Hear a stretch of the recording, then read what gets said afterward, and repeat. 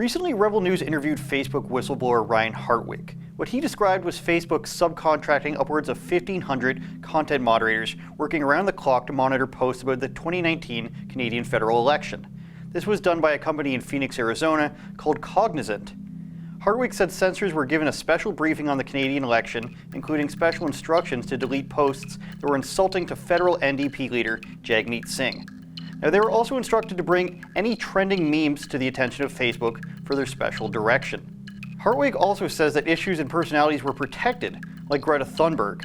Now, keeping in mind that we know, thanks to Project Veritas and everything that has been exposed on social media the last few years, that many of these human contract employees take it upon themselves to do what they deem is right, to steer conversation in the correct direction as they see it, which of course means if something is mean towards Trump, it can stay.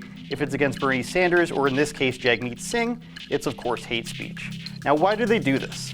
Because forming a coherent argument is too hard. It's easier to lie and pretend things that go against your viewpoint don't exist. When the powers that be back you up on this and tell you you're a great person fighting injustice, it makes it even easier.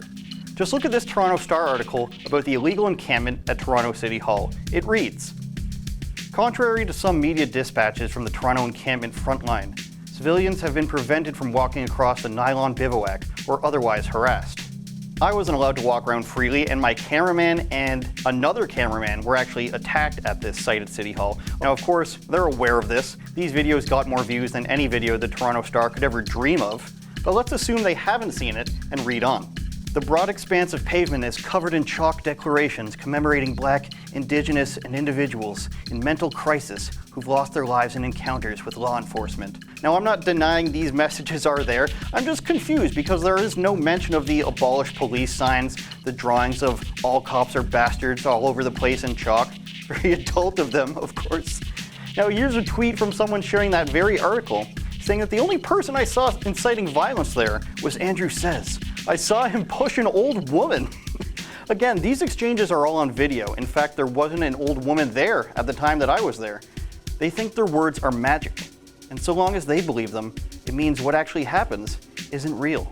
Now, I went to City Hall with the intention of asking questions, see the imagery, the signs, and ultimately see what their argument was for why they're allowed to be there. In the end, I don't care what these people believe, so why should I? They're free to believe anything they want. But it's just about the principle. How come some people, no matter who they might be, get to not only take ownership of public property, but also determine who has the right to be there, who has the right to film there?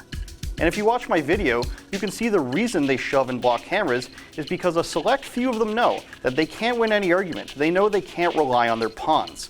Whether they're homeless, unemployed, or just spiritually misguided, they can't rely on them to properly disseminate their propaganda.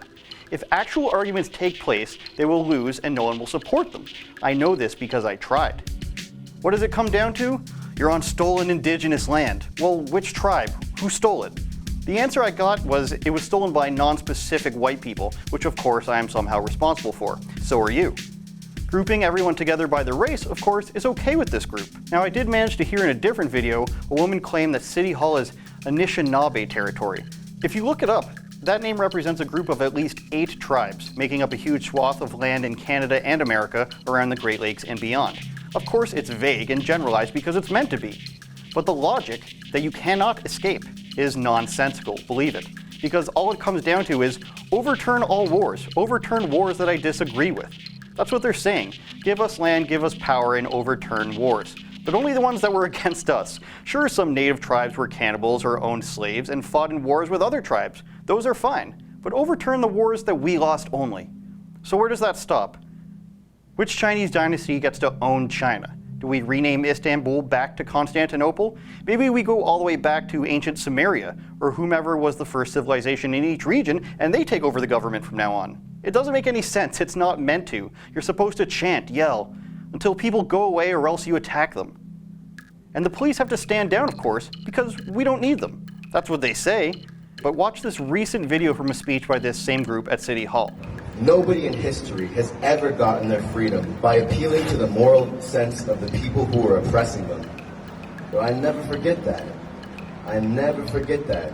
If we could just appeal... What you just saw, if you can ignore the speech about Tupac's mother and what a great visionary she was, despite being a drug addict and a communist, is a random person stealing someone else's camera equipment. That person is photographer Javon Martin. Now, Javon posted a promo poster for the event the day before, which featured hashtag defund the police. Given that we know the protest group also supports abolishing police, as per their signage, I'm not sure who's going to catch the criminal we just saw on video. Will it be homeless portions of their group? Perhaps this man, who was actually very nice despite what he said not making any sense. Will it be their team of small women to apprehend the thief with their umbrellas? Or will it go the way of the chop zone in Seattle? Armed teens with no training or accountability to seek out the perp. That clearly went well over there, didn't it? Does this photographer support the idea of abolishing police? I'm not sure. But I support his right to do his job and to not have to worry about getting his stuff stolen. That clearly cannot happen there.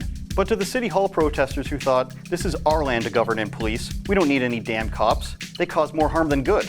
Well, now what do you do exactly? The replies on Javon's post certainly think the police and the media should help identify the perpetrator. Sorry, Afro-Indigenous Rising. I guess operating your own autonomous tent city wasn't as easy as you thought it would be.